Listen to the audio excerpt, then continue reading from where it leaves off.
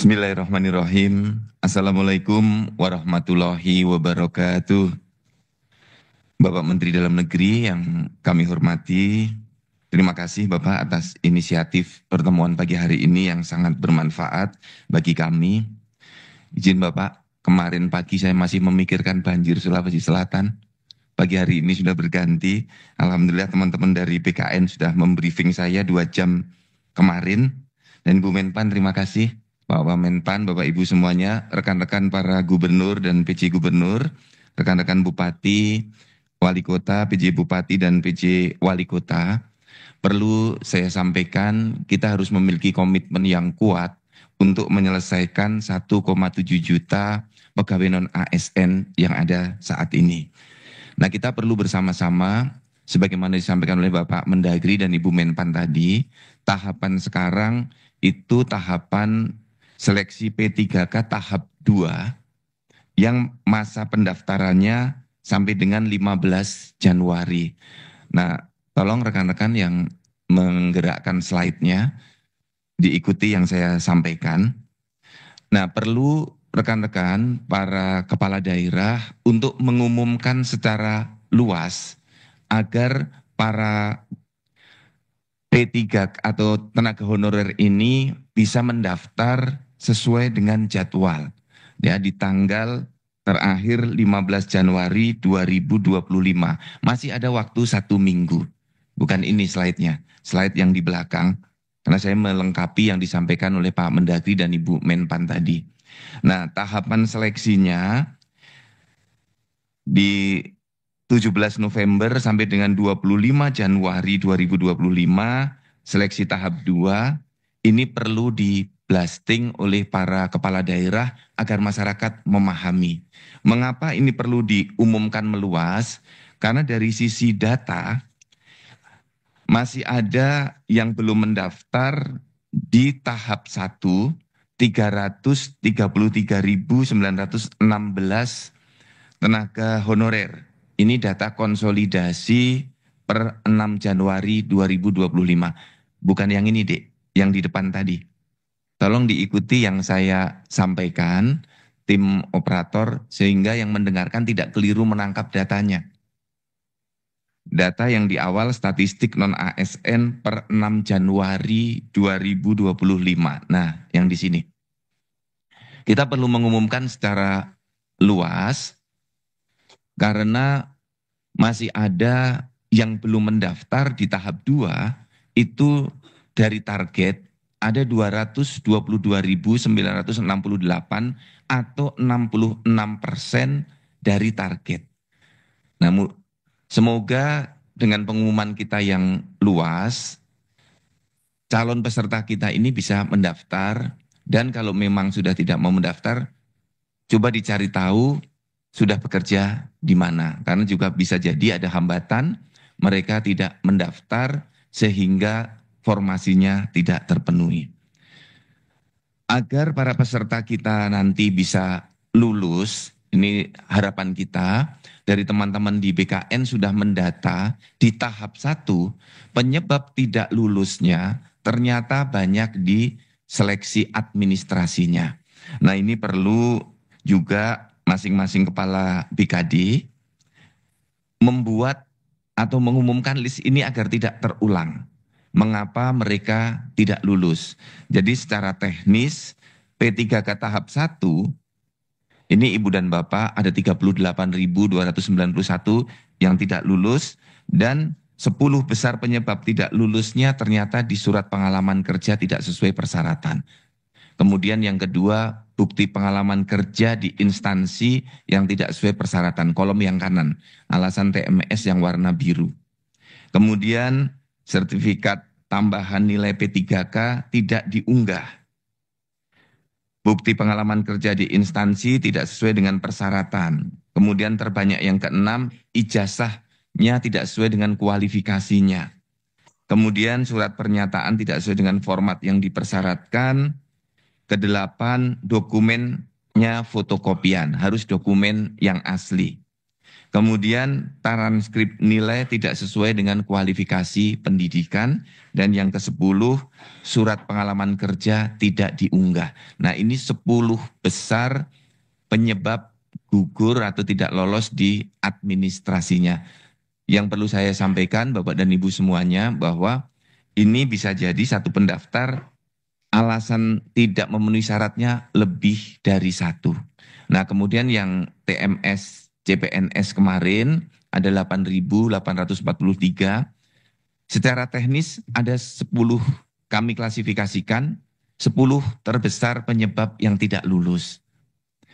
Sama surat lamaran, yang kedua akreditasi perguruan tinggi, yang ketiga surat pernyataan tidak sesuai format yang dipersyaratkan, yang keempat ijazahnya tidak sesuai, kelima transkrip nilainya tidak sesuai dengan kualifikasinya, yang keenam dokumennya fotokopian, yang ketujuh surat pernyataan tidak pindah penempatan, tidak sesuai dengan yang dipersyaratkan, kemudian kedelapan KTP-nya tidak sesuai, ke-9 akreditasi perguruan tinggi, dan yang ke-10 surat pernyataannya tidak diupload atau tidak diunggah. Ini Bapak dan Ibu semuanya alasan-alasan teknis kami nanti dari BKN akan melaksanakan kebijakan-kebijakan yang sudah ditetapkan oleh Bapak Menteri Dalam Negeri dan Ibu Menpan RB. Demikian Bapak Menteri dari kami, Bu Menteri, terima kasih. Wassalamualaikum warahmatullahi wabarakatuh. Waalaikumsalam warahmatullahi wabarakatuh. Terima kasih banyak Profesor Zudan, Kepala Badan Pegawai Negara yang baru dilantik kemarin. Sebelumnya beliau adalah Dirjen Dukcapil Kemendagri, kemudian Sestama di Badan Nasional Pengelola Perbatasan, PJ Gubernur Sulawesi Barat dan PJ Gubernur Sulawesi Selatan. Paham sekali dengan situasi di provinsi maupun kabupaten kota. Baik, kita ingin mendengar dari teman-teman, nggak mungkin kita mendengar semua. Mungkin dari Jawa Barat kalau masih ada Pak Bey. Ada. Iya Pak Bey, terima kasih. Bisa Ya Pak, siapa? Bisa monitor Pak ya? Iya. Bisa Pak. Jadi ini sesuai data slide tadi Pak ya. Iya Pak. Tenaga honorer yang terdata di tahun 2022 oleh BKN itu jumlahnya 27.417 di pemerintah Provinsi Jabar. Tapi pada waktu dibuka seleksi Kemenpan RB dan BKN yang didaftarkan oleh pemerintah provinsi tolong slide-nya ya, 4.064. Iya Pak. Hingga ada 23.353 yang selisih. Nah selisih ini apa kira-kira kenapa tidak didaftarkan? Apakah mungkin orangnya memang nggak ada atau anggaran yang tidak mencukupi, terus mau dikemanakan mereka kira-kira gitu? Baik Pak Menteri, terima kasih Pak. Silakan Pak, silakan. Pertama, ini kan gelombang pertama Pak ya, jadi kan jumlah pendaftar selisihnya 23.353 Pak. Nah yang solusi pertama kan mengikuti yang gelombang 2 Pak, P3 ke kedua Pak, gelombang 2 Pak. Itu pun hanya 7.000 formasi gelombang 2 ini masih sampai tanggal 12 Pak ya pendaftarannya Pak. Tanggal 15 itu pun sebetulnya Pak Bey. Iya Pak. Sebetulnya ditutup tanggal semula.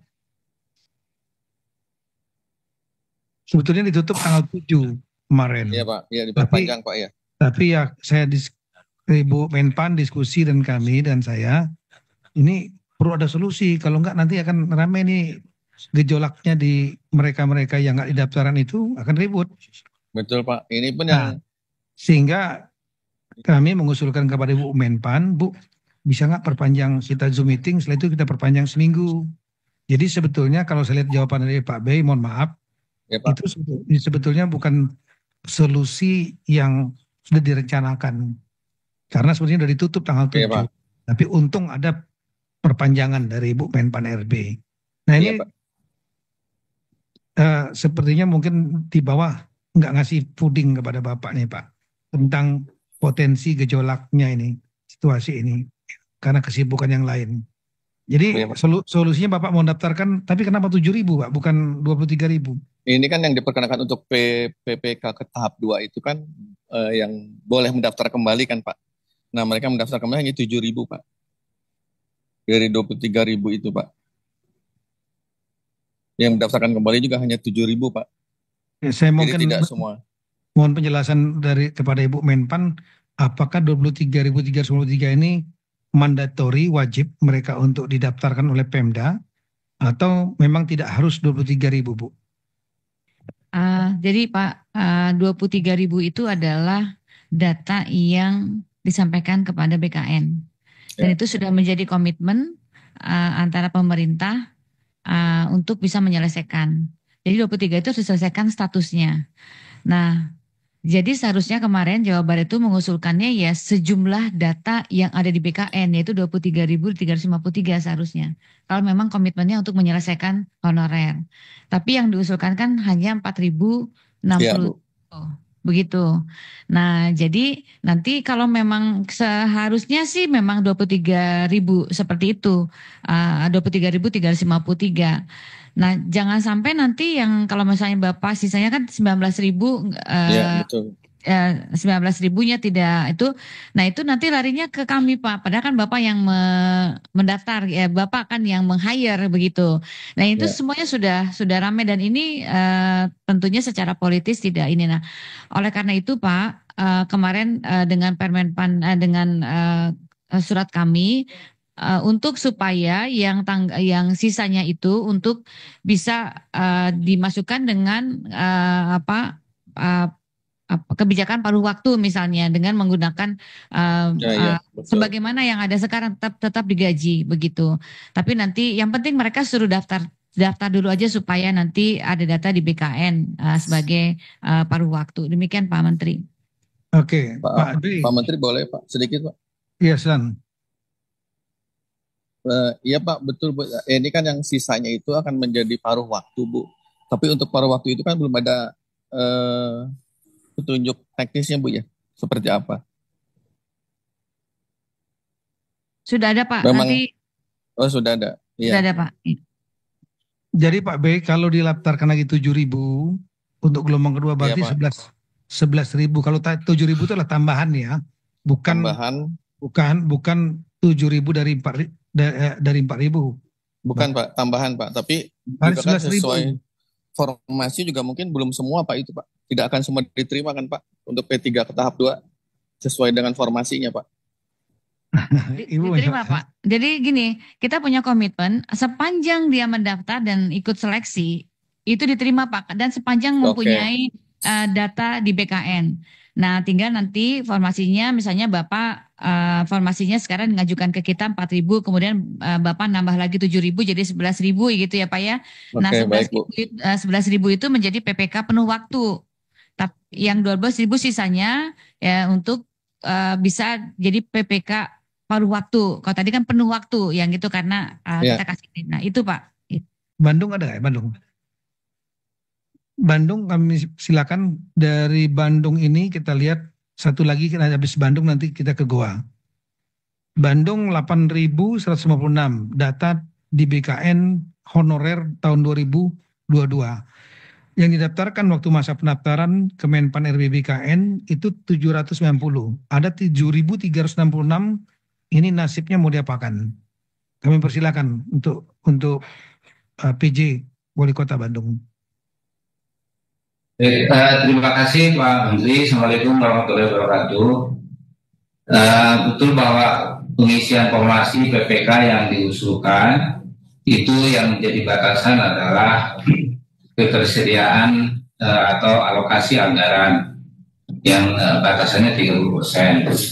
Dan kita menggunakan sama seperti di Jawa Timur yang pensiun Pak, jadi alokasi yang pensiun. Sehingga ada 760 formasinya. Untuk yang sisanya, ini masuk di tahap pendaftaran kedua. Per hari ini sudah masuk 4.500 Pak Menteri. Sampai dengan batas waktu nanti kita akan maksimalkan sisa dari 7.366 ini.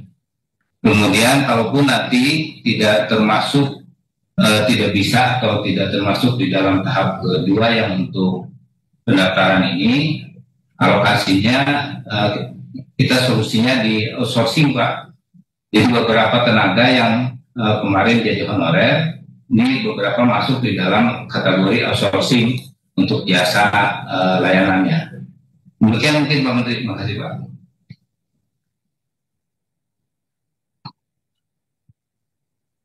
Ibu Menpan RB mau menanggapi Ibu Rini. Silakan. Baik, terima kasih Pak PJ. Pak, mungkin ada ini sekaligus juga nanti untuk menjadi perhatian Bapak Ibu semua. Jadi memang kita punya beberapa prinsip dalam penataan tenaga non ASN yang sudah disepakati antara pemerintah dan permintaan dari stakeholder. Jadi ini sudah dulu juga sudah disepakati dengan APKASI dan asosiasi bupati wali kota beberapa waktu yang lalu ya.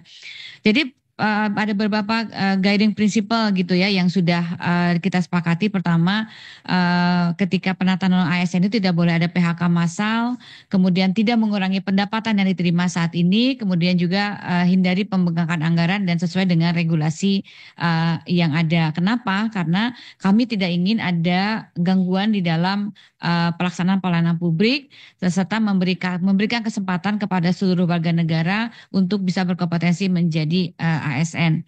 Nah, tadi Bapak mengatakan akan menjadi outsourcing. Ini hati-hati Pak, karena memang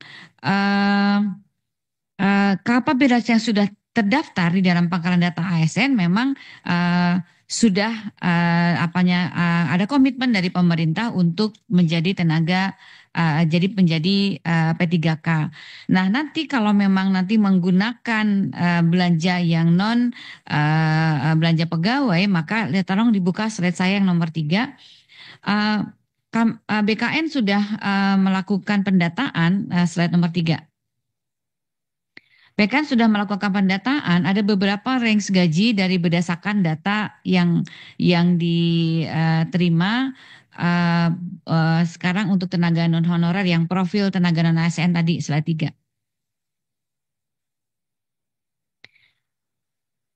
Nah, ini di gaji itu ada range gaji antara 1 juta sampai 10 juta. Jadi nanti ketika menjadi tenaga paruh waktu pun range gajinya ya sesuai dengan yang mereka terimakan saat ini, karena mereka tidak boleh turun gajinya. Gitu. Jadi kalau memang mau dinaikkan, Bapak mesti lihat dulu ketersediaan anggaran. Tetapi basicnya adalah gaji yang mereka terima pada saat ini. Gitu. Jadi itulah tenaga paruh waktu yang kita persiapkan. Oleh karena itu tadi yang ada 17.000, ada yang 5.000 segala, berikan kesempatan untuk masuk. Yang mereka pertanyakan itu adalah status gitu ya. Jadi karena memang status itu harus, kalau masih honorer nanti nggak bisa betul-betul nggak bisa bayar.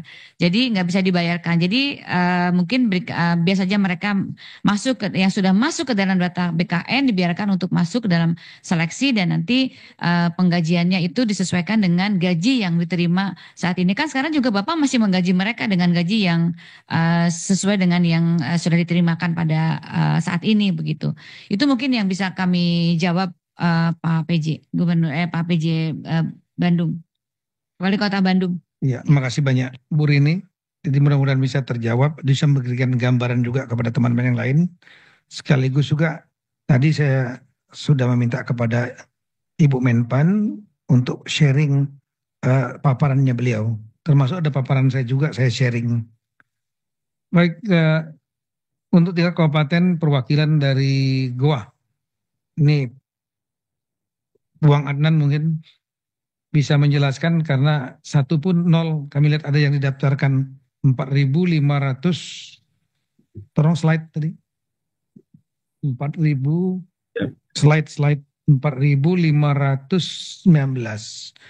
Ini nasib saudara kita nih kira-kira mau diapain, karena belum ada yang didaftarkan dalam data di Kemenpan RB maupun BKN. Apakah sudah ada solusinya? Ya, silakan, Wang. Siap, mohon izin Bapak Mendagri yang kami selalu hormati dan selalu kami banggakan. Ibu Menpan RB yang kami hormati dan kami banggakan, yang makin cantik setiap hari terlihat, Bapak PJ Gubernur kami yang sekarang menjadi Kepala BKN Republik Indonesia, Prof. Zudan, Bapak Ibu sekalian yang sama-sama kami hormati dan kami banggakan. Izin Bapak Menteri Dalam Negeri, izinkan kami memberikan penjelasan bahwa pemerintah Kabupaten Goa dalam tahun 2021, 2022, dan 2023 itu telah melakukan pengangkatan P3K itu sebesar 2.080 orang. Jadi 2021, 2022, 2023 kami sudah melakukan pengangkatan P3K itu jumlahnya 2.080 orang. Memang mohon izin Bapak, mohon maaf yang sebesar-besarnya, di tahun 2024 ini, di tahun 2024 kemarin kami tidak mengusulkan untuk pengangkatan P3K karena mohon izin Bapak ada beberapa faktor karena kita tidak melakukan pengangkatan. Yang pertama, kami menghitung bahwa anggaran yang kami harus siapkan untuk pengangkatan P3K sebanyak 4.284 di tahun 2024 itu kami membutuhkan 14 miliar per bulan untuk membayar gaji P3K tersebut. Apabila 14 miliar ini dikali 14 bulan, maka kita membutuhkan anggaran sekitar 209 miliar untuk membayarkan gaji P3K tersebut. Ini kami pertimbangkan tidak mengusulkan sebab ada beberapa faktor Bapak. Yang pertama, anggaran kita sangat terserat untuk pembiayaan pilkada kemarin yang kita butuhkan anggaran sekitar 85 miliar untuk membiayai pilkada. Lalu kemudian kami juga masih ada utang PEN yang harus kita bayarkan setiap tahun itu sebesar 70 miliar dalam setiap tahun. Tetapi insya Allah tahun depan utang PEN ini telah lunas di pemerintah Kabupaten Goa. Dan undang-undang HKPD kita yang mewajibkan belanja pegawai itu 30%, apabila ini diangkat 100%, 4.284, ini membengkak menjadi 39% belanja pegawai pemerintah Kabupaten Goa. Oleh karena itu inilah yang menjadi pertimbangan-pertimbangan kami di tahun 2024 kemarin tidak mengusulkan. Ditambah lagi mohon izin Bapak, selain kita harus memperhatikan non-ASN, yang harus diperhatikan juga teman-teman ASN, juga mereka meminta untuk dinaikkan TPP-nya, sehingga kita juga mempertimbangkan untuk menaikkan TPP mereka.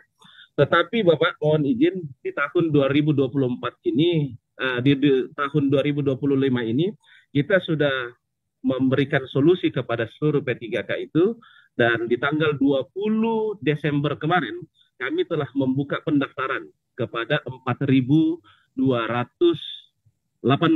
Mohon izin Bapak, ada perbedaan data dari slide dengan yang kami punya. Kami mengambil dari pangkalan data BKN, itu kami masih ada tersisa 4.284. Sementara data yang di slide ini ada 4.519. Sehingga solusinya Bapak, kami memang kemarin 2024 tidak bisa mengangkat karena banyaknya beban pembiayaan yang kami harus lakukan, tetapi di tahun 2025 ini karena semuanya pilkada telah selesai, pembayaran utang juga insya Allah tahun depan lunas, sehingga 4.284 ini kita sudah buka pendaftarannya sejak tanggal 20 Desember kemarin. Insya Allah tidak ada yang menganggur Bapak. Terima kasih, laporan kami selesai. Assalamualaikum warahmatullahi wabarakatuh. Ya, saya kira sudah terjawab bahwa cuma tadi memang ada perbedaan data 4519 dengan 4284 nih Pak Zudan.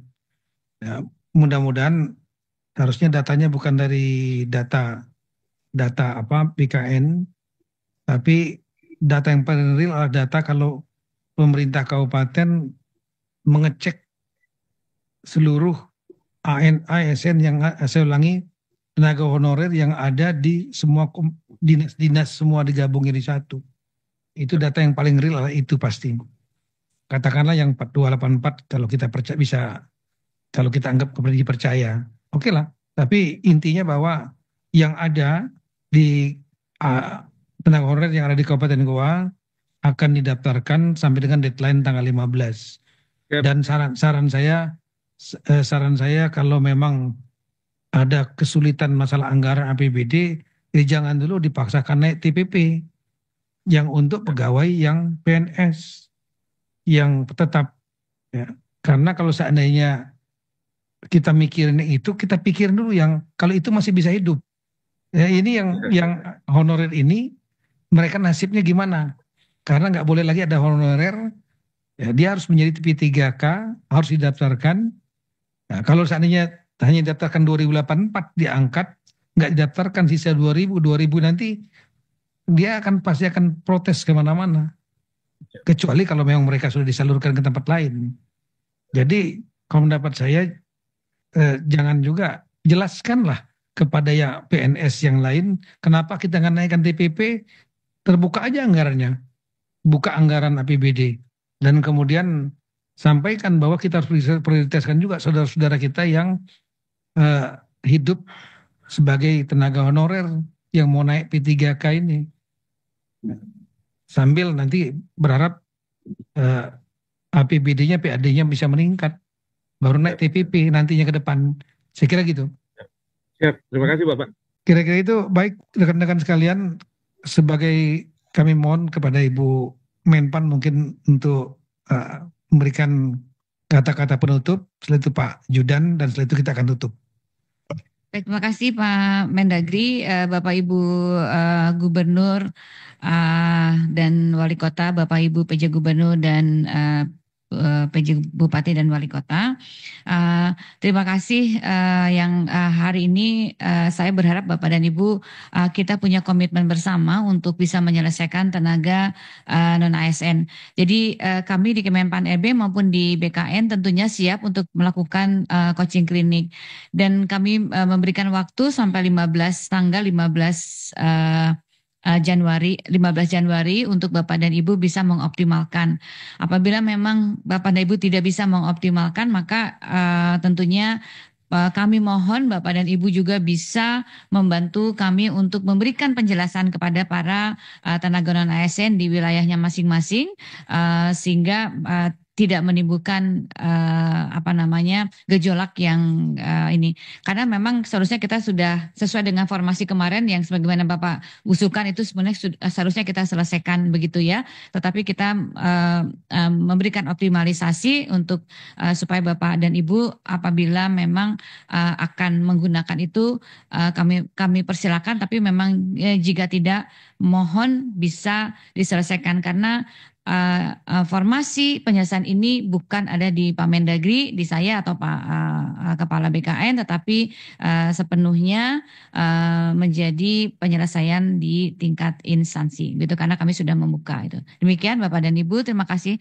dan kami siap untuk melakukan coaching klinik untuk sebelum tanggal 15 tadi sudah ada jadwal dari Pak Mendagri, tim kami untuk membantu Bapak dan Ibu. Sekali lagi terima kasih atas komitmennya. Terima kasih Bu Rini, Bu Menpan. Kami persilakan Pak Prof. Judan, Kepala Badan Pemerintah Negara sekaligus Ketua Korpri.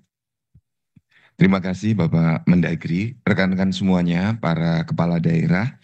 Untuk menuntaskan masalah ini, kita perlu bersama-sama dengan komitmen yang kuat, dan kita semua sudah menyadari bahwa seringkali dalam kebijakan kita tidak semuanya bisa kita lakukan dengan sempurna, karena dengan keterbatasan-keterbatasan yang kita miliki, yang penting adalah kebijakan ini kebijakan yang optimal yang mampu kita lakukan. Oleh karena itu minta tolong pengumumannya, perpanjangan pendaftaran ini untuk disampaikan secara lebih meluas lagi rekan-rekan di daerah. Dan yang kedua, kami dari BKN, kalau ada pertanyaan kami menyiapkan waktu untuk melakukan supervisi dan coaching klinik bagi teman-teman untuk kita menyelesaikan P3K ini pendaftaran di tanggal 15 Januari. Setelah itu kami bisa memproses untuk tahapan berikutnya. Demikian Bapak Ibu para kepala daerah, terima kasih atas komitmen yang kuat untuk menyelesaikan seleksi P3K tahap kedua dan P3K secara menyeluruh. Terima kasih Bapak Mendagri, Ibu Menpan. Wassalamualaikum warahmatullahi wabarakatuh. Waalaikumsalam warahmatullahi wabarakatuh. Terima kasih Pak Zudan. Sebelum saya menutup, saya mendapat WA permintaan satu lagi. untuk menyampaikan pendapat dan mungkin ada solusi yang berbeda, termasuk diskresi Pak Ansar Ahmad, Pak Gubernur definitif ya Kepulauan Riau yang ingin menyampaikan mungkin pendapatnya. Silakan Pak, singkat-singkat.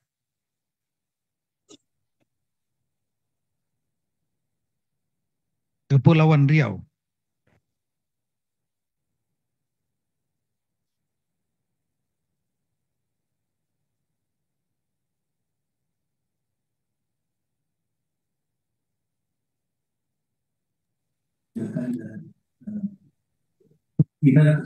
Ansar silakan Pak. Oke. Baik, terima kasih Pak Menteri yang kami hormati, Ibu Menteri dan Kepala BKN. Selamat Pak Prof. Judan yang baru dilantik. Kami langsung saja Pak, mungkin tidak banyak angka tapi mungkin kebijakan dan beberapa diskresi. Kepri itu sudah sejak beberapa tahun yang lalu dan tahap pertama P3K kemarin sudah 70 hampir 80%. Dan kami akan mengusulkan kembali nanti yang TMS untuk periode berikutnya. Kemudian ada beberapa yang tidak hadir Pak karena persoalan transportasi, sakit ini dan itu nanti kami jika diperkenankan akan mengusulkan kembali karena dari Kepri itu Pak Guru ada yang dari Natuna, dari Midai, dari Pulau Laut yang memang sangat baik Pak, makasih Pak, sudah tangkap maksudnya.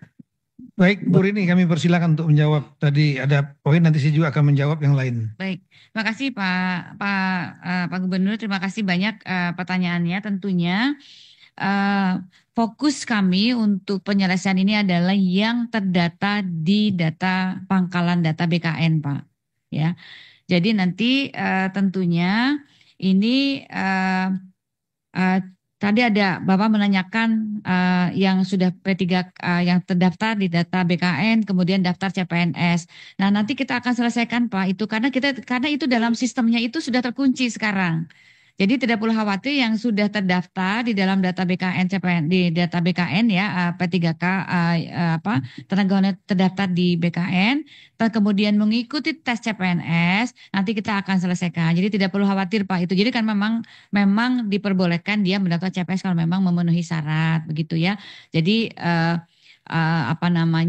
tunggu karena kan ini sistem ini kan belum selesai nih Pak lagi di perhitungan sedang konsolidasi data gitu jadi kita nggak bisa ambil ada yang masih SKB dan lain sebagainya gitu tapi sepanjang yang bersangkutan itu masuk ke dalam data di pangkalan data BKN insya Allah nanti kita bisa diproses. Nah sisanya Pak yang Bapak belum masuk tadi sebagaimana disampaikan Pak Mendagri dioptimalkan untuk segera daftarkan begitu ya untuk yang tahap 2.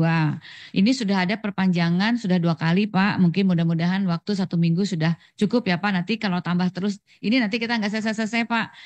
Sebetulnya dengan 1,3 yang kemarin sudah mendaftar tugasnya kami sebenarnya sudah selesai karena itu sesuai dengan yang diusulkan. Tetapi tentunya kami tetap akan membuka. Nah jadi nanti yang nanti kita tidak pasti fokus kepada yang 1,7. Sementara itu yang bisa kami jawab Pak Mendagri. Terima kasih. Ya. Terima kasih Bu Rini. Jadi Pak Ansat, ini saya yang mau minta kepada Bu Menpan Bu perpanjanglah Bu. Kalau bisa kita Zoom meeting hari Rabu perpanjang seminggu lagi. Sebetulnya udah ditutup Pak. Dari tanggal 31 Desember udah ditutup. Dan beliau sudah melakukan berapa kali Zoom meeting, tapi mungkin Pak Ansar nggak hadir. Yang hadir mungkin diwakilkan, ya karena Bu Rini mungkin ibu-ibu mungkin itu kan. Kalau Pak Mendagri hadir gitu kan. Nah, jadi mungkin yang hadir saat itu rapat nggak ngelapor ke Bapak gitu. Ini saya yakin banyak di daerah-daerah seperti itu. Ya tahulah kesibukannya kepala daerah. Saya pernah jadi Kapolda juga 2 kali. Ya, jadi Kapolres tahu kesibukan itu banyak, jadi banyak kegiatan-kegiatan instansi lain diwakili, belum lagi turun ke lapangan. Jadi akhirnya yang begini-begini nggak menjadi atensi khusus gitu. Sebetulnya kalau saat itu sudah di warning untuk sudah diperpanjang dari tanggal 31 Desember, perpanjang tanggal 7, itu kalau udah bergerak sudah selesai mungkin. Tapi ya karena mungkin informasi masuk ke kepala daerah nggak lengkap. Nah, sekarang ketika ada situasi seperti ini berikut datanya yang kita tampilkan, jadi perhatian. Nah, tolong sudah diperpanjang 1 minggu. Mohon kalau bisa maksimal. Ini memang problem bukan hanya di Kepri Pak. Kalau masalah demografi, teman-teman di Maluku juga ya, semua mungkin akan kesulitan juga daerah kepulauan. Apalagi yang daerah Papua juga gak gampang. Tapi ini maksimalkan aja seminggu ini dulu untuk